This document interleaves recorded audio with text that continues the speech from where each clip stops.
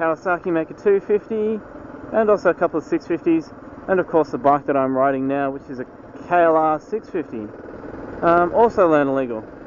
So I would say get something that you think you would be able to handle.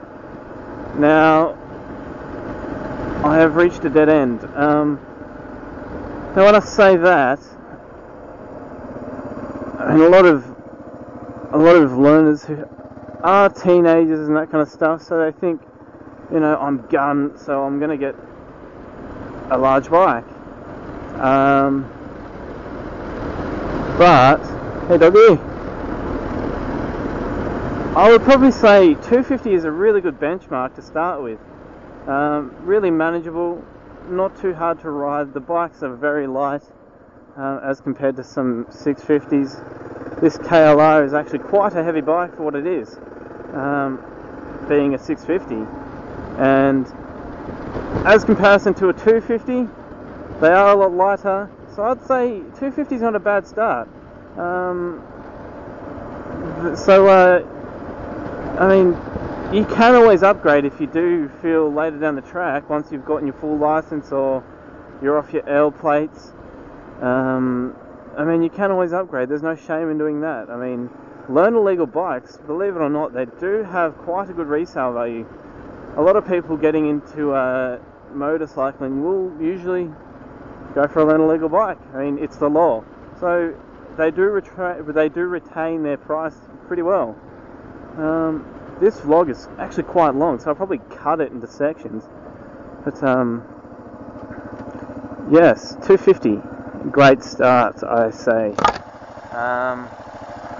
And 650, I mean, 650 is a pretty good.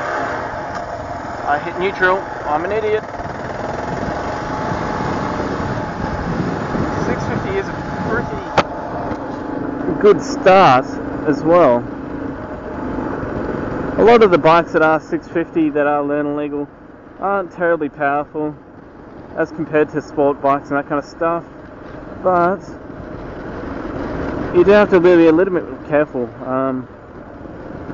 Actually, my dad has a 500, which is actually, I think, a pretty good trade-off between a 650 and a 250.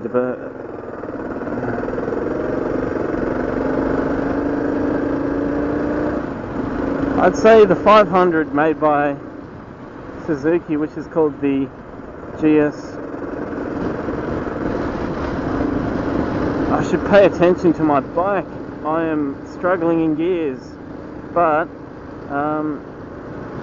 650 and 250, I'd say a good trade-off would be a 500. Suzuki make the GS 500F. They do also make the GS 500, which is the non-fed version, and I'd say that's a pretty good trade-off. I mean, you get a lot of the power. It's not a heavy bike.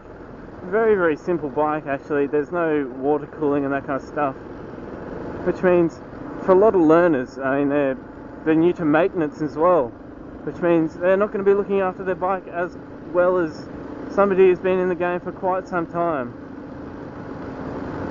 So I would say 500 is a good benchmark. And having said that, I'd say it's really up to you. 250, good benchmark. 650 is a good benchmark as well. But I would say